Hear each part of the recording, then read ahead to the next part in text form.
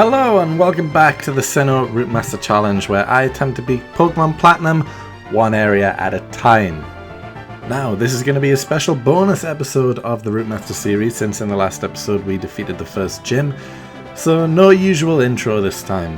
Instead, we're going to be going through the stats and everything else that you nerdy people might enjoy. And then after that we'll be doing a Q&A as well to answer some of the questions that you guys wanted to know about either myself or this series. So we're going to kick straight off with the encounters, and more specifically every single encounter that we have had so far in this series in order of lowest encounters to highest. So as you can see, the lowest encounters at 264 is Onyx. And as we scroll through the list here, you're going to see a list of everything that we have caught so far in the series and how long it has taken us to do so. And you can see a lot of them so far are pretty low encounter rates. If the series stuck like this and all of them were short, it would be a good, quick series that I could get through. But unfortunately, that's not always the case. And as you can see as well, some of the encounter times, like the Starly who is dead, for example, is shorter time than the Shinx above, which has 500 less encounters. That just happens from time to time, depending on the method and what else happened during that period when I was hunting. If I was continuing to record but I went to grab some food for 15 minutes or whatever, that would be included in the time. So that's why some of the times are different. But then also you'll see things like this Magikarp, which is 20 hours above the Abra, which is around about the similar amount of encounters, and that's because of the method, because using the fishing rod is not very fun. But you can see here the encounters are starting to grow. We had a lot in the 11,000 to 12,000 encounter range, and then it only gets higher and higher after that, until eventually we're going to hit the Chimchar, which is the highest encounter rates of the starter Pokemon, and then the two massive outliers, there's nothing even close in between, the Bidoof at 44,574, and then a Zubat at 46,734. Two massive ones. And then these two numbers at the bottom here are what I want to focus on the most, because these are actually the average encounters that is taken to get a shiny. So 9,889 encounters, that is the average amount of encounters it has taken me to get a shiny so far in this series, which is interesting because obviously the shiny rate is 8,192, which means we're quite a bit above the average encounters. But as the series progresses, you would expect this count to get lower until it's closer to that 8,192 mark. But as of right now, we're quite a bit above, and those two outlier hunts are definitely the reason for that. But as you can see, the average time per shiny is also 11 hours, 6 minutes and 40 seconds, which again is a lot of time. And then overall, this number at the bottom is the overall encounters and time it has taken. So far in the series, just to get to the first gym, capturing every shiny Pokemon I can so far, it has taken 316,452 encounters, taken 355 hours, 13 minutes and 10 seconds. And we're only one gym down. That's a crazy amount of time. Some people don't even play an entire game for that long. Actually, you can complete pretty much any Pokemon game in under 10 hours. So the fact I've played 355 hours and only got to the first gym just shows how long this will take. We still have a long way to go. Now, obviously a lot of people are interested in the split between accounts as well, because if you've been following this series, you know I am using 6 different emulators to play the game at once, and these shiny encounters are split across the 6 games. So how has the split been? Has it been kind? Well, as you can see in this graphic, no, it has not been equal at all. So we have caught 30 Pokemon, killed 2 by accident, which means we should expect to see 5 Pokemon on each account. And then plus the 2 that we've killed as well. So, you know, 2 accounts would have 6 and 4 would have 5 if it was an even split. As you can see, it has not been that at all. Now, account number 1 is my main account, which I've been transferring all of these shinies across to. But account number 1 has only found 3 Pokemon, and it is also the account where we killed a Shinx too. So it's been pretty unlucky in itself. We've got the Turtwig, a Shinx, and a Starly only on account 1. Now you compare that to account 2, which is the giant most shinies found. We have found 3 Bidoofs, 3 Bidoofs, 3 Shinx, 1 Zubat, and the Onix, all on account 2, which is crazy that we've got 2 sets of triplets on account 2, but that's just the look of the shinies, I guess.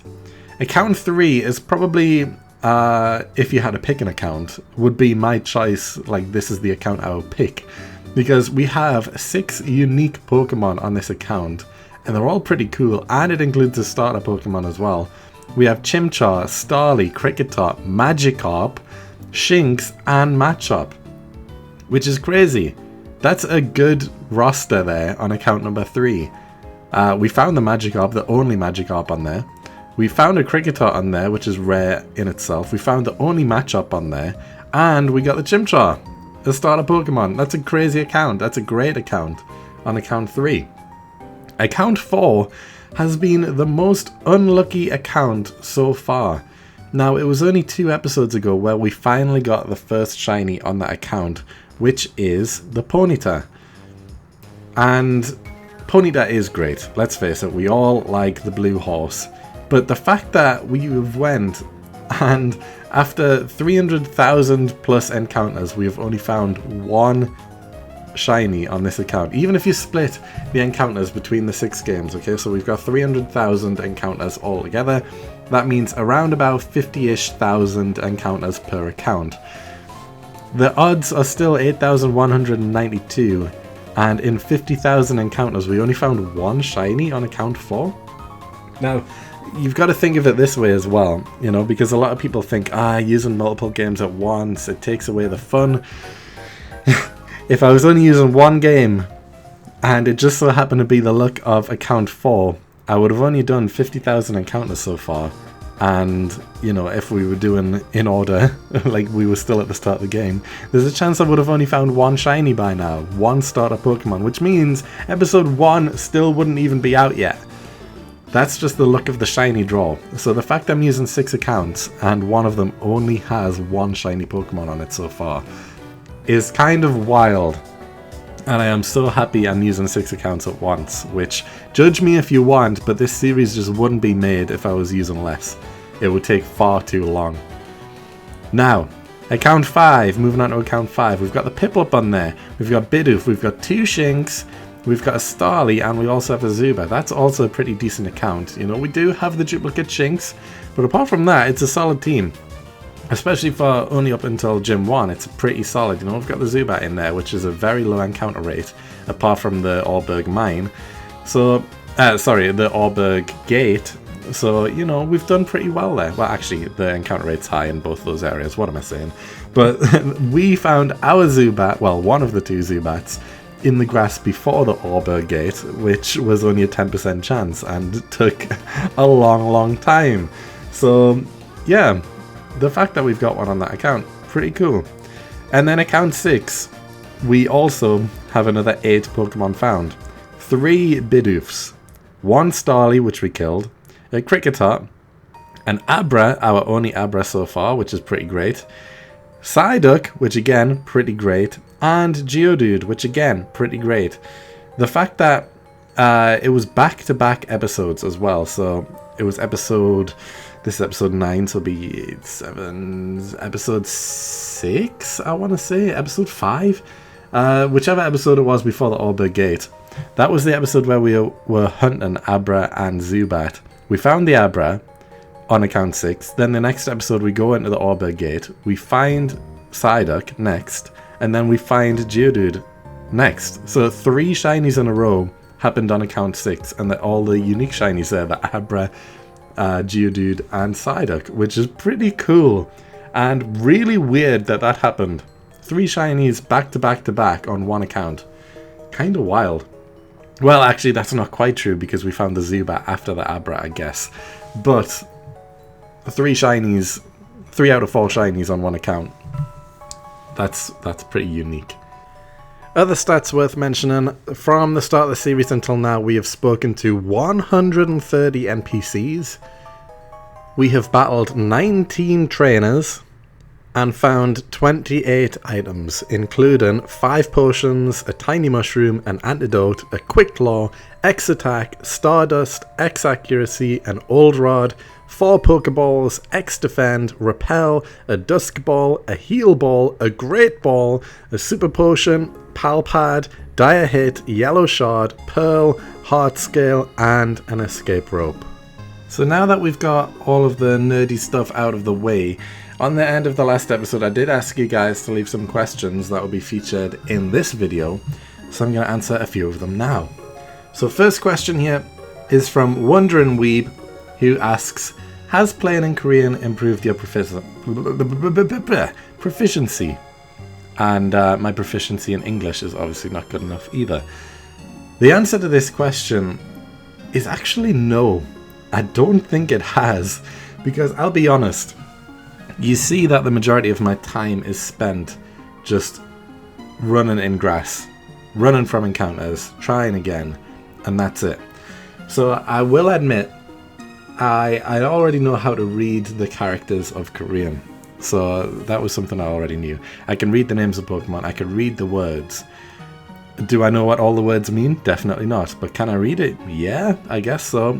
I'm reading it pretty slowly because I'm still trying to put the characters together to figure out what the word says. And then I don't know what the word means anyway.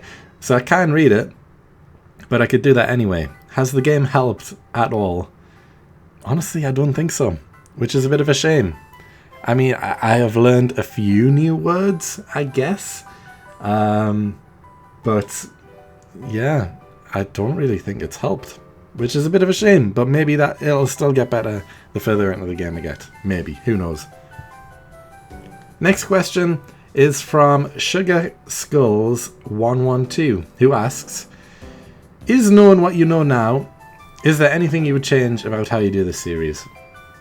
And the answer is yes. I think there is a few things I would change. There's a few rules I would introduce for the future episodes. Some things that will change going forward, which you will see, one of them being in the next episode, which I'm not going to spoil now, but you'll see it in the next episode. A new rule I'm introducing, which people might not be too happy with, but it saves my sanity and it's going to save a lot of time. And it's something I feel is necessary for me to realistically finish this series, since I've been doing it for almost 5 months now and I'm 1 gym down. So yeah, I do want to finish this series sometime within the next 5 years. Because I've never stuck to something this long before, so I've got to change up a few things here and there. So I'm not going to spoil it, but you'll find out next episode. Apart from the rule changes, is there anything else I would change? It's tough. I don't know. I don't really feel like I'm doing anything wrong. I've changed things on the fly as I feel necessary, like the NPC rule. If there's more than 20 NPCs in an area, then I'll just skip through them instead of telling you each and every individual NPC dialogue. But there's nothing else I can really change, to be honest. It's not that complex of a series. I've just got to battle everyone, talk to everyone, get every item, and then catch every shiny. And that's what I'm doing. So, yeah. Next question is from Ryulu Gamer 5017, who asks, will you be playing some of the newer Pokemon games? For example, will you play Gen 10 when it releases? My answer to this is likely no. I don't like any of the Switch games that have been released, apart from Brilliant Diamond and Shine and Pearl, because that was a remake of Diamond and Pearl and Platinum, which is what this series is. But I don't like the open world games at all. I don't like Legends Arceus. I don't like Sword and Shield. I don't like, what's the other one? Z to A. I don't like the open worldness. I like having the structure. I like the pixel art. I don't like the full 3D models, if I'm honest. So will I play Gen 10? Probably not. I don't even know the like Gen 8 onwards, I don't think. Like the majority of the Pokemon, I don't even know them really, because I don't enjoy the newer generation games. I prefer having a map and being stuck to it and going in a certain order and not being able to free roam or fly around the map and ride on a bike. Pokemon. It's just annoying and I don't like it. So will I play Gen 10? Probably not. Next question is from LawSolver4, who asks, which shiny you have so far you think looks the best? Mine is Zubat or Geodude, but feel free to have your pick. So mine is Shinx. That might not be a bit of a surprise for a lot of people. I think a lot of people like shiny Shinx. But so far, up until the first gym, it's got to be Shinx, right? Who doesn't like the golden boy? Next question is from CheeseGod14, who asks, after all the Route Master stuff, do you plan on getting a fully completed shiny Living Dex, considering you're already getting all the encounters shiny? The answer is definitely not. I will be completing Platinum. That is my goal. That is the reason for this series. You know, I am going to complete Platinum. I am going to get every Pokemon shiny in Platinum that I can. But doing a full Living Dex, which means getting, like, if there's a 3 evolution stage Pokemon, getting all 3 stages, and getting the full Dex, meaning, what, like, every generation shiny? No, definitely not. If I get enough Pokemon to make the generation tree, like if I get 3 Pokemon of the same, like the Shinx, for example, I've got quite a lot of Shinx now. I can do Shinx, Luxio, and Luxray. Then, if it happens, great. If it doesn't happen, then I'm not going to go back just to hunt a duplicate shiny just so I can get a full Living Dex. It's not going to happen. But if I get lucky, yeah. If I get to the end of the series and there's a couple of Pokemon that I need duplicates of, I probably still won't go back if I'm honest. Probably not. The next set of questions are from This Handle Is Not Unavailable. So I'll answer these one by one. First question, are there any areas that you aren't/are looking forward to? This is an interesting one. I'll start with the areas I am looking forward to. And there's no specific area, but I am looking forward to the first time I can hunt a shiny Pokemon. Shiny Pokemon. I hunt every Pokemon shiny. The first time I can hunt a legendary Pokemon shiny. I think that'll be cool. So I believe the first one will be Dialga or Palkia. They are likely the first shiny legendary Pokemon I can hunt, which is still a long way away. But I'm looking forward to that. So yeah, they are the ones I'm looking forward to. Any areas that I'm not looking forward to, the Safari Zone definitely sticks out a lot because I have no idea how I'm going to do that yet. I've got an idea in mind, to be honest, which again people might not like.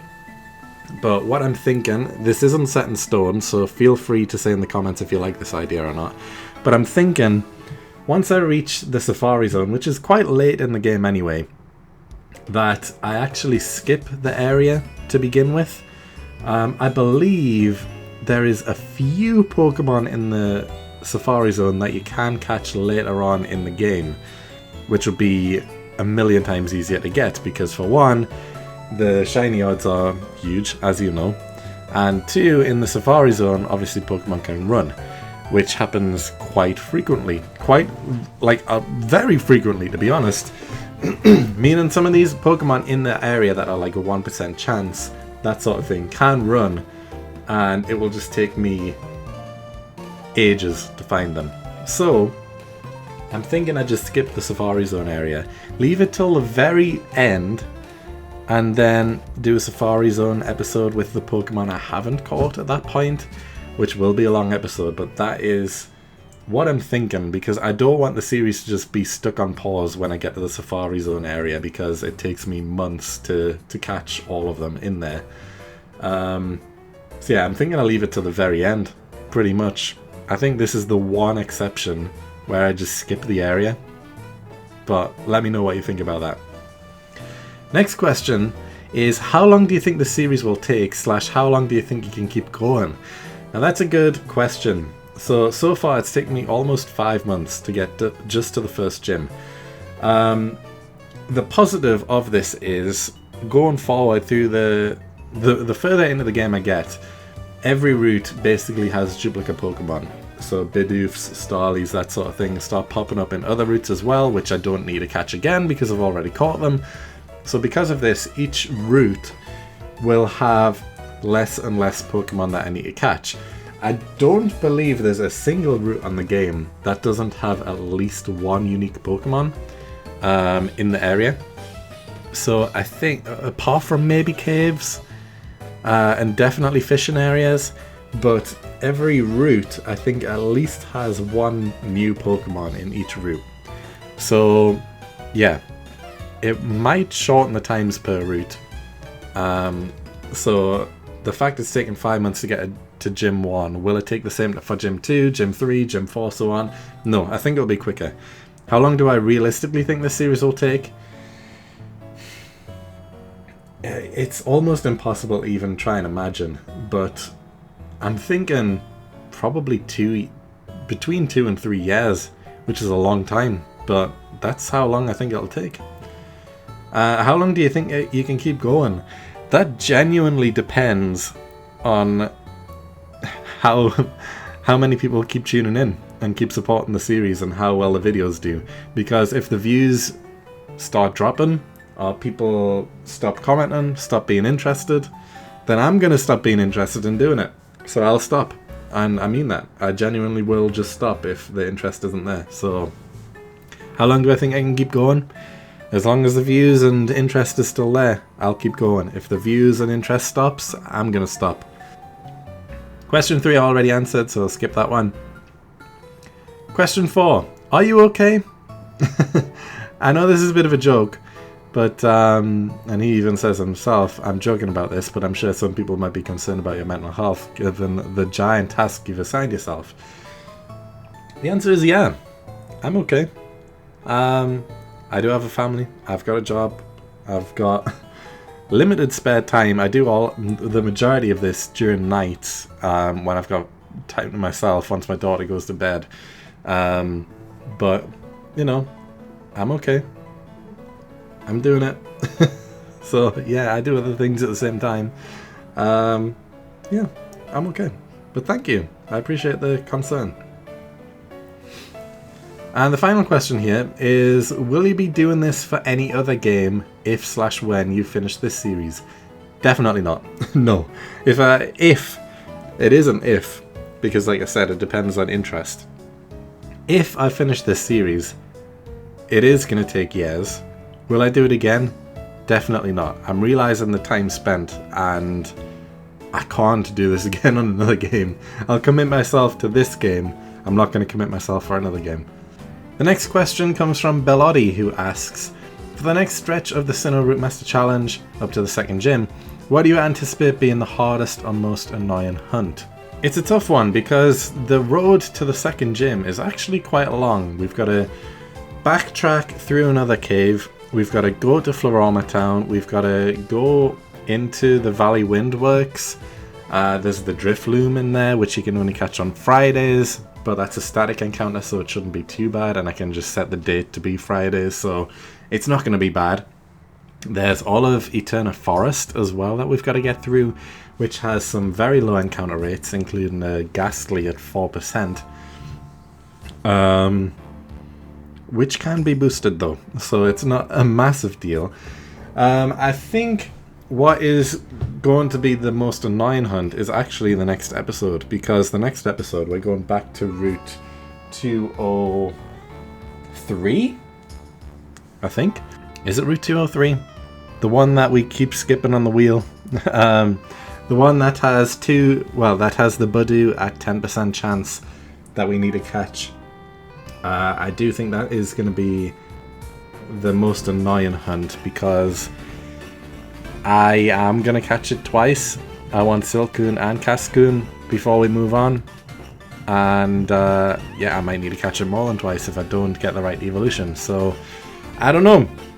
But it's a 10% chance and it's going to take a long time. So, I expect that to be the most annoying hunt. Definitely, before the second gym.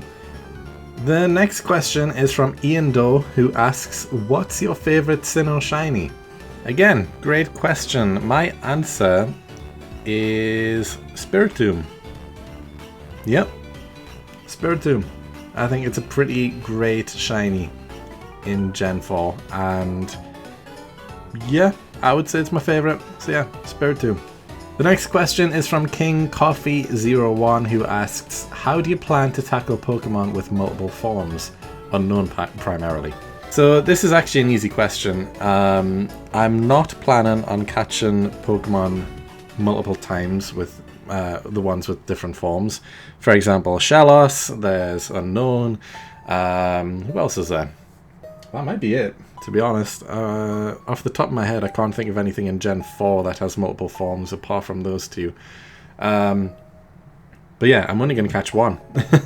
And for Shellos, because there's the male and female, which is either blue or pink, the male is available first, I believe. I think it's the male available first at the Valley Windwork. And because that area appears first, that's the one I'm going to catch. The female, which appears later in the game, it doesn't matter. I've already got the shiny. So, yeah, I'm not going to catch it. For Unknown, since obviously it's the full alphabet plus the exclamation point and the question mark, I'm just going to put a poll on the channel and ask people which letter should I catch. Like each room in the is it the Cave of Origin, I believe, has different letters in. So each room has 2 letters or 1, depending on which room you're in. So I'm just gonna leave a poll: which room should I hunt Unknown in? And for example, if one room is A and B, and people pick that room, then if I get an A or a B, then that's it. I'm done. I think the best Unknown to get is either an H for hero, or the exclamation point or question mark. So those will be my 3 choices. But yeah, I'm going to leave it up to you guys. The next and final question is from Jam the Dog, who has a 2-for-1 question here. So how are you going to do the fossil resets? Will you do them as soon as you get the Underground Explorer kit? Also, what is your plan for honey trees? Are you required to do every honey tree shiny as soon as you get the honey? So to answer your first part about the fossils, will you do them as soon as you get the Underground Explorer kit? Yes. The Underground will be added to the random wheel as soon as we get the Underground Explorer kit, meaning if we spin the wheel and it lands on the Underground, that means it's shiny hunting time for the fossils. Now, how the fossils hunt work in Platinum is slightly different to Diamond and Pearl. In Diamond and Pearl, you can only get 1 fossil on each game, which is expected. On Platinum, you can get both, but it depends on your trainer ID. So your trainer ID is obviously a string of numbers. If your trainer ID ends on an even number, you can get 1 fossil. If it ends on an odd number, you can get another fossil. And then later in the game, like a lot later in the game, you get the ability to hunt for both fossils at once. The way my 6 accounts are split is 4 of them are odd and 2 of them are even, which isn't a 50-50 split, but it means that I can hunt both fossils at once. It just means one fossil is likely going to take longer than the other because I can do 4 encounters for one and 2 encounters for the other at the same time. So that's just how we'll be doing it. We'll just be doing the fossil encounters like that. It's just going to take a bit longer. As for honey trees, I have actually answered this question before, but how it's going to work is, I know obviously I unlock honey trees quite soon, to be honest, but because of Munchlax being a 1% spawn rate, and the fact that it only appears in certain trees, which I don't know which trees it spawns in, you don't find out, you know, you've just got to hunt, and it only appears in certain trees with that tiny spawn rate, I'm actually skipping the honey trees until I have unlocked every single honey tree available. That means it guarantees that some of these trees have munchlax, and I'm not just stuck at the first honey tree hoping to find a munchlax, which might not even be there. So that's what I'm going to do. I'm skipping honey trees. We're not hunting any honey encounters until every single tree is unlocked. And then we'll do a honey tree episode. The honey trees will be added to the wheel once the final tree is found. And if we spin the honey trees, we'll do a honey tree episode, getting every single honey tree encounter. And with that, the Q&A and this extra bonus question episode comes to an end. I hope you've enjoyed it. And I know it's a bit of a long one, to be honest, but, you know, we went through the encounters, we went through all the questions, and yeah, I hope you enjoyed it anyway. And the next video on this channel is going to be a special one. I did mention it at the end of the last episode, but it's going to be something different, not Route Master related. I do hope to have it out by the 11th, so, you know, expect it soon, within the next week, and, yeah, then after that after that video is released, I'll be back to the usual Route Master series, because I basically had a 2-week break while I've worked on this other extra special video. So yeah, once that's finished and released, we'll be back to Route Master hunting, and yeah, back to the usual schedule. But anyway, that's gonna be it for this video. Hope you enjoyed it. If you did, please like it up, subscribe if you haven't already, and I'll see you all next time.